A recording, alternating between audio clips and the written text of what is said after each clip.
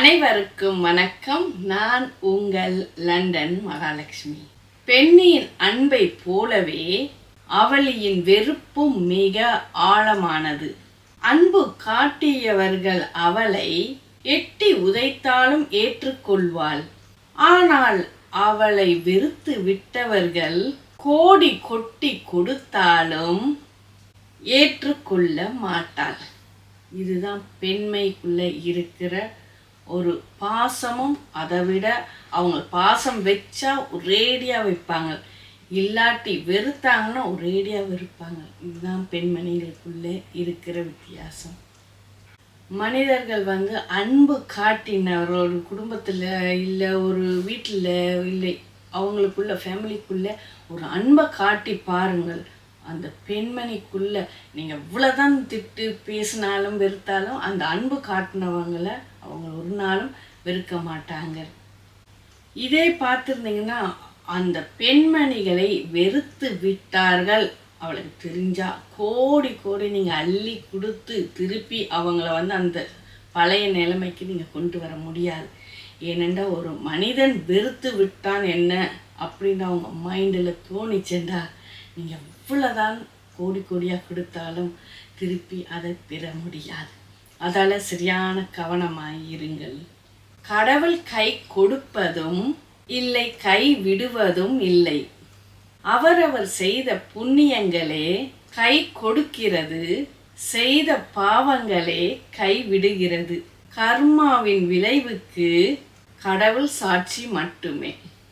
மனிதர்கள் நினைப்பார்கள், கடவுள் கை கொடுக்குறாரு இல்லை கை விடுறாரு, எங்களுக்கு இவ்வளோ கஷ்டம் கொடுக்குறாங்களே, எவ்வளோ கஷ்டமாக இருக்கு, ஏன் எங்களை கை விட்டுட்டாருன்னு சொல்லி புலம்புற மனிதர்கள் நிறைய பேர் இருக்கிறீங்க.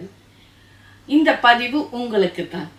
ஏனென்றால் நான் இவ்வளோ கோயிலுக்கு போயிருக்கேன், எவ்வளோ பூஜை செஞ்சுருக்கிறேன், என்னை கடவுள் கை விட்டுட்டாரே, ஏன் எனக்கு மட்டும் இப்படி நடக்குன்னு சொல்கிற மனிதர்கள் புலம்புறவங்களும் இருக்கிறீங்க. கடவுள் கை விடுவதும் இல்லை, கை கொடுப்பதும் இல்லை. நீங்கள் செய்கிற நல்லது கெட்டது புண்ணியங்கள் தான் உங்களை கை பிடிக்கும். நீங்கள் செய்கிற காரியங்கள் நல்லதாக சக்ஸஸ்ஃபுல்லாக முடிப்பீர்கள், அது நல்லபடியாக நடக்கும். ஏனென்றால் நீங்கள் செய்கிற நல்ல ஒரு விஷயமாக இருந்தாலும் அது உங்கள் லைஃப்பை அது வேறு லெவலுக்கு கொண்டுட்டு போகும்.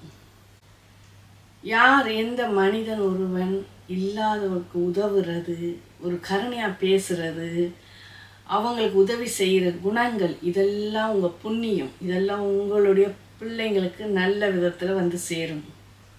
நீங்கள் ஒருத்தருக்கும் உதவி செய்ய மாட்டேன், நான் இப்படி தான் இருப்பேன், நான் இந்த லைஃப்பை பார்ப்பேன், நான் அது பண்ணுவேன் இது பண்ணுவேன்னு சொல்லி ஒரு ஆளை வஞ்சித்து பேசுகிறது, அதெல்லாம் கர்மா செயல். அதெல்லாம் உங்களுக்கு சரியான பாவத்தை கொண்டு கொடுக்கும். அதால் ஒருத்தருக்கு நல்லது செஞ்சிங்கன்னா அது உங்களுக்கு 2 மடங்காக வரும். அதுதான் புண்ணியம் செய்யுங்கள்.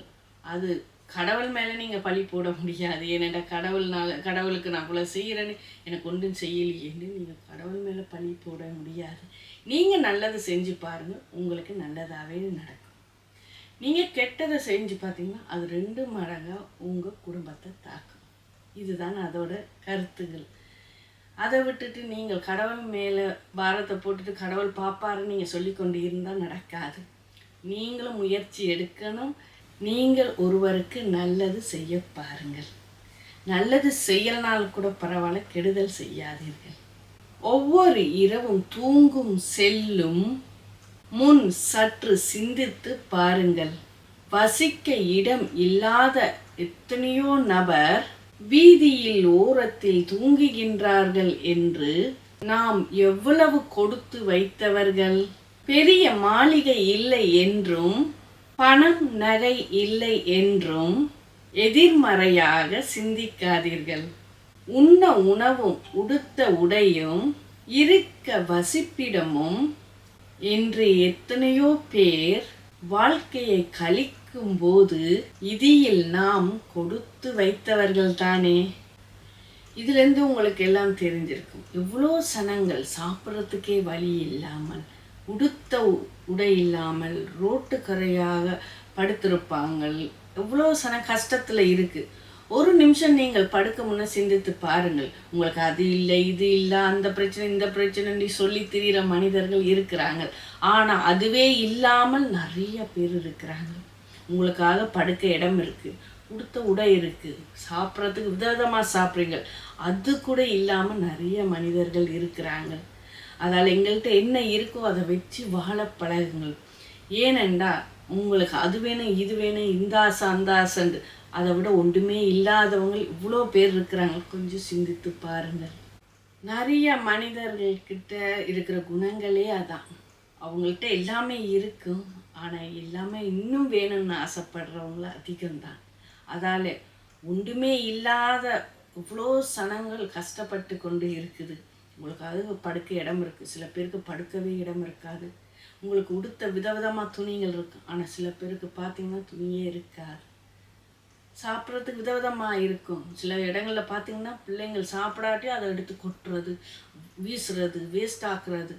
ஒரு நிமிஷம் யோசிக்கணும். சாப்பாடே கஷ்டப்பட்டு இவ்வளோ சனங்கள் அங்கே இவ்வளோ பிரச்சனைகள்லாம் போய்கொண்டு இருக்கிற நேரத்தில் நாங்கள் சிந்திச்சு பார்க்கணும். ஒரு ஏதாவது சாப்பாடு கொட்டுறந்தாலும் யோசிக்கணும். இவ்வளோ சனம் சாப்பாடாக இல்லாமல் இவ்வளோ கஷ்டப்படுதுன்னு யோசித்து பாருங்கள். பிள்ளைங்களுக்கு சொல்லி வளருங்கள். சாப்பாடு கொட்டுறதுக்கு முன்னாடி யோசிக்கணும். அதால் படுக்க முன்னே சிந்தித்து பாருங்கள். உங்களுக்கு கடவுள் இவ்வளவாவது கொடுத்துருக்கேண்டு. சில மனிதர்களுக்கு அது கூட இல்லை. அதால் எங்கள்கிட்ட வச்சு அதை சந்தோஷமாக வாழ பாருங்கள். இன்னும் அதிகமாக ஆசைப்படாதீர்கள். அதே மாதிரி உங்களுடைய பிள்ளைகளுக்கும் சொல்லி வளங்கள். எல்லாமே எல்லாம் லிமிட்டில் இருந்தால் அது உங்களுக்கு நல்லது. லிமிட்டை மாறி கை நழுவி போனால் தான் பிரச்சனைகளே உருவாகிறது. அந்த உருவாக்குறது காரணம் யாரும்? பேரண்ட்ஸான நீங்கள். அதால் எதுவாக இருந்தாலும் இருக்கிற இடத்துல நீங்கள் அந்த சின்ன இடமா இருந்தாலும் அதுக்குள்ளே ஹாப்பியாக இருந்து பாருங்கள். உங்களுக்கு அந்த சந்தோஷத்தை விட வேறு எவ்வளோ உங்களுக்கு கொடுத்தாலும் அது அந்த சந்தோஷம் திரும்பி வராது. சில பேருக்கு நிறையா இருக்கும், ஆனால் சந்தோஷமாக இருக்க மாட்டாங்க. படுத்தால் அங்கால யோசித்து கொண்டு இருப்பாங்க. அப்படித்தான் உங்களுக்காக படுக்க இடம் இருக்குது. கொஞ்சம் யோசிங்க, படுக்க முன்னே யோசிங்க. எனக்காக படுக்க இடம் இருக்குது, உடுத்த உடை இருக்குது, உணவு இருக்குது. சில பேருக்கு அதுவும் இல்லையேண்டு.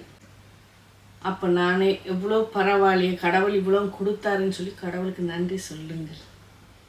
இதுதான் நீங்கள் செய்ய வேண்டியது. அதால் அதையே பிள்ளைங்களுக்கும் சொல்லி பழக்குங்கள்.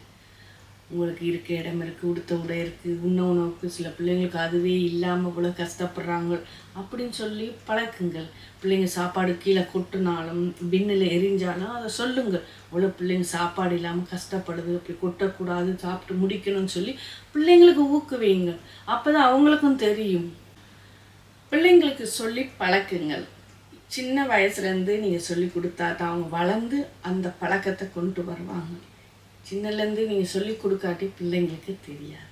அதே இல்லை, நீ எல்லாமே எங்கள் கையில் தான் இருக்குது. பேரண்ட்ஸான உங்களுடைய கையில் இருக்குது.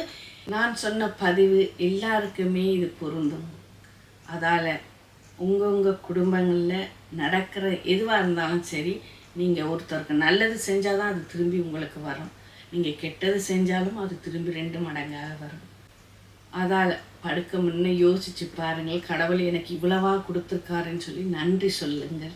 இதை விட ஒன்றுமே இல்லாதவங்க எவ்வளோ பேர் இருக்கிறாங்கன்னு கொஞ்சம் யோசித்து பாருங்கள். கூட ஆசைப்படாதீங்க. மீண்டும் ஒரு நிகழ்ச்சியில் சந்திக்கும் வரை உங்களிடமிருந்து விடைபெற்று செல்கிறேன். நான் உங்கள் லண்டன் மகாலட்சுமி. தேங்க்யூ ஃபார் வாட்சிங். தேங்க்யூ. பாய்.